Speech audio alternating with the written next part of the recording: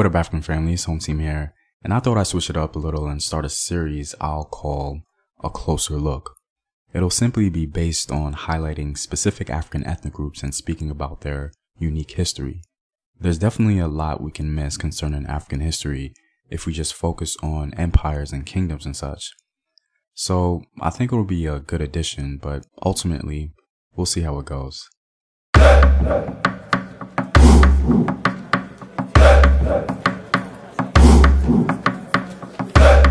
And as always, if you want to support the home team and gain access to sources, courses, and exclusive videos, you can do so on patreon.com. The link is in the description box below. I wanted to talk about a largely ignored ethnic group in Africa that I think has a very unique and interesting history. The reason I think their history is unique is because they seem to be one of the few African people who've had a very long and visible ancient history with little to no information about them. The people I'm talking about are the Nuer people of South Sudan. Now, Nuer people live mostly in southern Sudan, but they also inhabit parts of western Ethiopia. The Nuer call themselves Na'ath, meaning human beings. And oral tradition indicates that the Na'at migrated south from the drought-ridden area of Kordofan around 1700 AD. They occupied a huge Dinka territory and increased their territorial domain. In this process, many Dinka were absorbed into the Na'at culture. Many scholars state that most Na'at have a Dinka background. Still, others believe that Na'at have a Luau origin like the Enyua and Shilluk. The Na'at and Dinka have similar cultural traditions. The split into different ethnic groups probably occurred due to conflict over cattle, and they have maintained an on and off conflict over the last 300 years. Scholars tend to go back and forth as to the origins of the Na'at ethnic group, but according to one Na'at elder within the community, he has this to say in a sort of poetic style concerning their origin. The cultural system and political system is what differs between the Dinka and Na'at. The Na'at and Dinka were all one. The Dinka was the older and the Na'at the younger. When the father of both was ready to die, there was only one cow left. He called the Dinka and he was given the cow, and the Na'at was given the calf.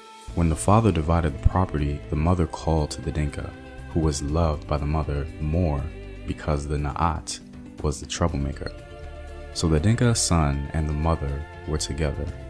When it was time to receive the share from the father said to the Na'at, "You must take the calf because it will reproduce."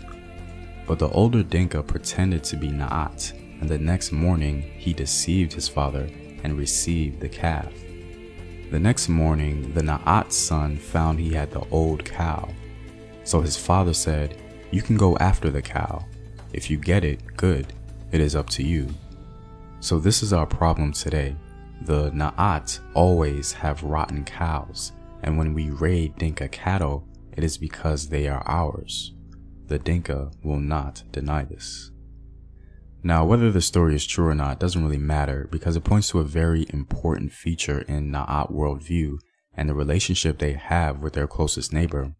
So according to him, it would seem as though a long time ago, the Dinka and the Na'at were one. The Na'at call the supreme deity by the name of Quoth or Spirit. Quoth is the omnipresent creator of the universe.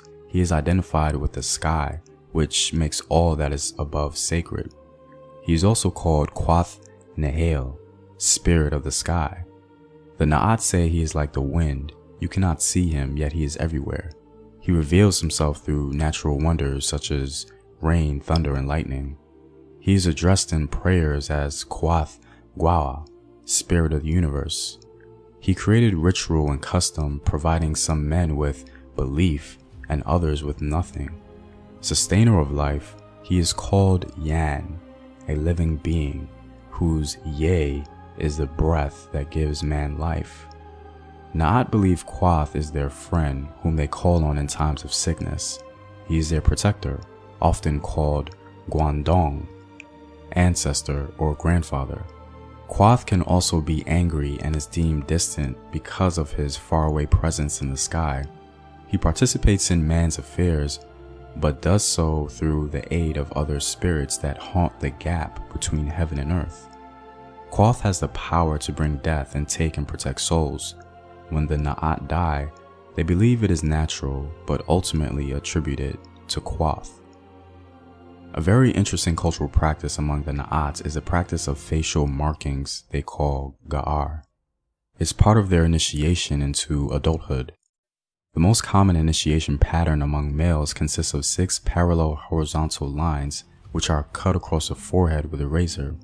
One article called The Nile speaks about a 13-year-old Na'at boy who is excited to receive his scarification because, according to him, I am free now to talk with girls.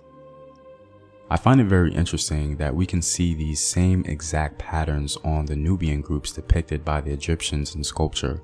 Literally the same exact scarification practice of the Na'at people can be seen on this Nubian sculpture, and the phenotypical profile is no doubt exactly the same as a modern-day Na'at person living today. This seems to suggest that the Na'at people are a very ancient people and had a distinct presence contributing to the Nile Valley civilization of Nubia. Well, I'm all out, guys. If you like these videos and want to contribute to its continued production, you can do so on patreon.com. The link is in the description box below. Know thyself. Remember your ancestors. Peace.